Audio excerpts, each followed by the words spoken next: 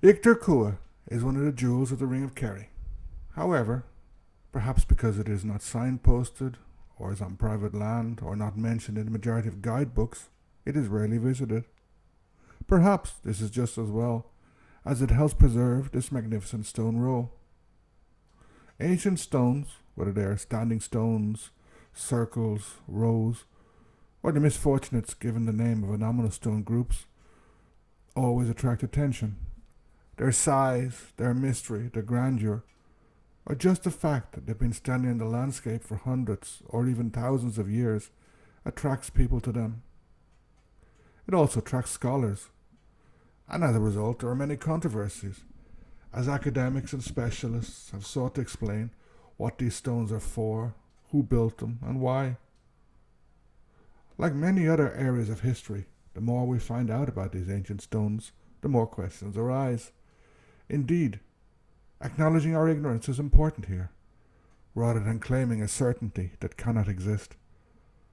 Much has been discovered about these types of stones, but there is so much more to find out. In this regard, it is interesting that in recent years the field of archaeoastronomy has grown. Many of these stone monuments have astronomical alignments. However, why this was so is a question that can only be answered with speculation. Were they used for ceremonial purposes, marking burials, or some sort of calendar? Perhaps. But they could also have more mundane purposes, such as marking boundaries or directions. Moreover, even obtaining correct alignments can be tricky. Originally, it was thought that Eightercua was aligned in the setting sun in the winter solstice. Later scholars disagree with this. O'Neill, for instance, omitted Eightercua from his catalogue of stone rows in Cork and Kerry because he believed it marked the entrance to an ancient enclosure. He says the stones are on the perimeter of a demolished stone fort and therefore their status is doubtful. Since then, other archaeologists, such as Ruggles and Connolly, have reinstated Eightercua's status as a stone row. However, its alignment is not yet settled.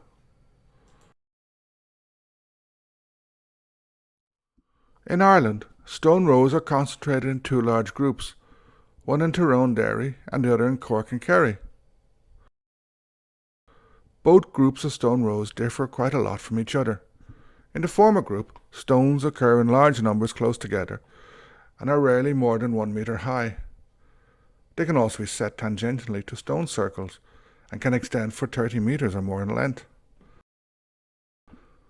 In Cork and Kerry, however, the number of stones is much smaller, usually 3 or 4, never more than 6. The stones can be higher than in Ulster, on average between 2 and 3 metres high, and they rarely extend for longer than 10 metres. Moreover, they tend to occur distant from other monuments. Generally, the long axes of stone rows point to the northeastern or southwestern sectors of the sky, and many scholars believe they are oriented on significant solar and lunar events. Ruggles, who's done much work in this area, and who studied the stone rows in Cork and Kerry, argues that prominent hilltops and the rising and setting position of the moon played an important role in the positioning of many of these stone rows. Kerry itself has 82 stone rows, of which around 15 are in Ivora. Undoubtedly, one of the most striking is Eightercua. Located near Waterville, it consists of 4 large stones and is broadly lined east-northeast, west-southwest, though each individual stone has a different alignment. Here, I'm using the work of Connolly, the most recent archaeologist to excavate the site. The most easterly stone is 1.93 metres high, 0.13 metres thick and 1.51 metres wide. It leans heavily to the north and has a crack running along its west side. From an upright position, it is aligned in 210 degrees, where 0 and 360 degrees is north, 90 is east, 180 is south, and 270 is west. The next stone is 1.9 metres high, 0.69 metres wide, and 0.57 metres thick. It is aligned in 235 degrees. Stone number 3 is the highest. It measures 3.12 metres high, 1.5 metres wide, and 0.6 metres thick. It is aligned in 240 degrees. Finally, the last stone is just over 3 metres high, 1.96 meters in width and 0.3 meters thick, and is aligned in 260 degrees. Connolly says the fact that each stone has a different alignment, and a difference of 50 degrees between them, means it's unlikely that they have a precise astronomical alignment, whether solar or lunar movements, or indeed of a particular star.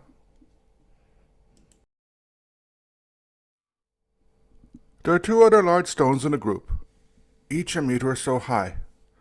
Looking towards Waterville, one of these is at a right angle to the second last stone, while the other has fallen between this and the last one. They appear to date from the placing of the main stones, however, their exact purpose is unknown. Perhaps they were used for support.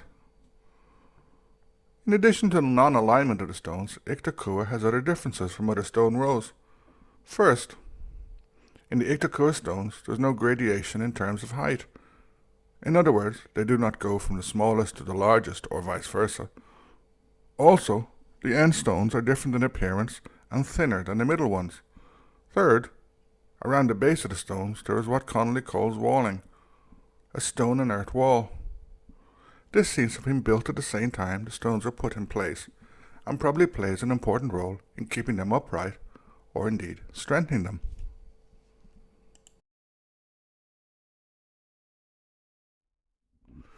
Another important difference is that the stone row is on a sort of level platform. This in turn is surrounded by some sort of embankment or low wall.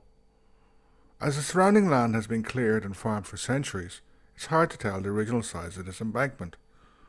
At present, the stone row appears to be at one end of the embankment, forming part of its wall. However, Connolly says that the stone row is actually inside the platform. Part of it may have disappeared, leaving the impression of the stones forming a side of the platform. In addition, the platform was built on top of a ridge and was levelled inside. As mentioned, it was also surrounded by some sort of wall, made of gravel and partly ringed with boulders and slabs.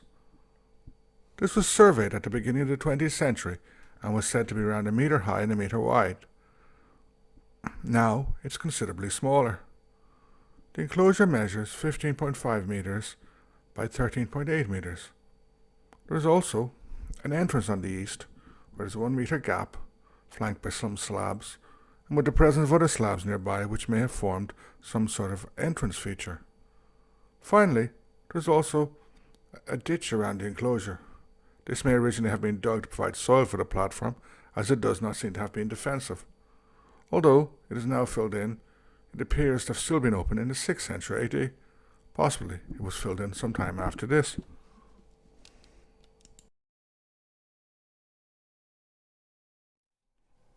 There are two controversies about the site which I want to look at here. First, alignment, and second, date. Alignment. As mentioned above, many stone rows and circles have astronomical alignments. For example, the nearby Gaelic Stone Row is aligned with the northern limit of what is called the major lunar standstill. This is the most northern point of an 18.6-year cycle, which indicates that those who built it had a good knowledge of astronomy. In another stone row in Évora, the stone row is targeted on the rising sun of the summer solstice. At the beginning of the 20th century, Lind suggests that Eightercua was aligned with the winter solstice. However, as Connolly has shown, Eightercua appears not to have any specific alignment. Despite this lack of alignment, is it possible that Eightercua still had an astronomical function? As the archaeologist Clive Ruggles points out, it is important, when looking at this area, not to make too many presumptions about the astronomical knowledge of ancient peoples, especially not to suppose that they use the same concepts now used. In his examination of the stone rows of Munster, he also shows that the prominent horizon features, such as mountains, were often used in their alignments, meaning that they often deviated somewhat from their correct astronomical alignments. Nevertheless, this was important, as it allowed these monuments to fulfill their symbolic functions. In addition, it is possible, as suggested by Burrell, that rather than being astronomical observatories, these monuments were used to mark seasonal changes, especially midwinter ones.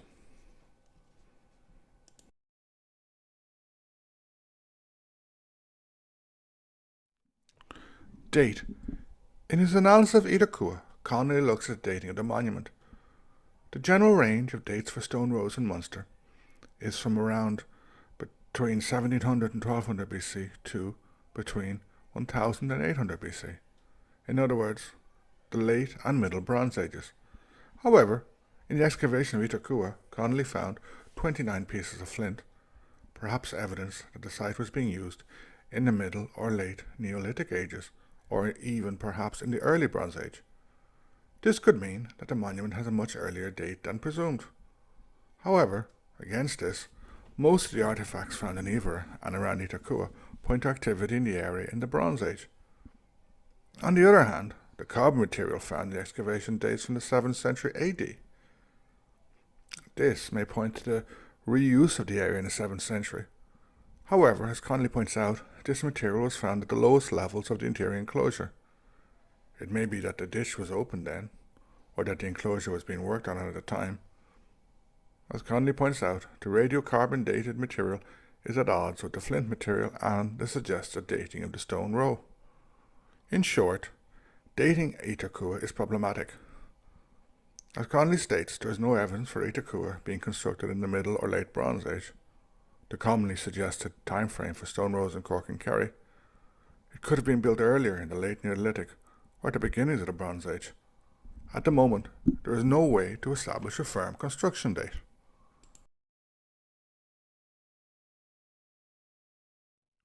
Finally, while we may never know when the stone row was constructed or why, the monument plays an important role in Gaelic mythology. The Gaelic origin story is essentially the coming of the Milesians, or the Sons of Mil, from Spain, their colonisation of Ireland, and their battles with Tuatha Dé Danann. This was written down in the medieval period, and as was common, given a foundation in classical or biblical history, saying that Mil had married the daughter of Pharaoh. By way of contrast, the English claim Brutus of Troy as their legendary ancestor, something accepted as factual even in the early modern period. In Gaelic myth, Mil, his sons, and their forces landed at a place called Scéine. Although this name is now applied to Kenmare, the Waterville-based poet and writer Paddy Bush convincingly argues that this should be Ballinskelligs Bay. Indeed, the rocks in front of Waterville are called Currane, named after another of the sons of Mil who died. Eightercua fits into this scheme. It is said to mark the burial place of Scéine, wife of Amergin, the powerful Olaf, and another of the sons of Mil. Indeed, in this part of the legend, Amergin is the leader of the Milesians, using his power to defeat the magic of the Tuatha Dé Danann, notably in the beautiful Song of Amergin. This story points to the interesting reuse of ancient standing stones and tombs by the Gaelic people. This may have been both symbolic and material. In the same region of Ballinskelligs Bay, a wedge tomb and another stone row are said to be the burial places of Fiel and Ernan, or the Milesians. In turn, this shows that the Gaelic people made an attempt to understand and to give some sort of symbolic meaning to some of the ancient features in their landscape. Eightercua is a beautiful stone row, strategically located with amazing views of Lough Currane and Ballinskelligs Bay. Even though it is one of the few stone rows in Kerry to have been excavated, there still remain many unanswered questions about it. Some of these will never be answered, but this does not mean we should not ask them. We should. But we also need to learn to be content with the gaps in our knowledge. Learning to accept this is something important. In relation to this, looking down on Lough Currane from Eightercua, when the lake is low, a small wall can be seen poking above the surface. This is the probable foundation of a long-vanished castle, much younger than Eightercua, but about which we know even less.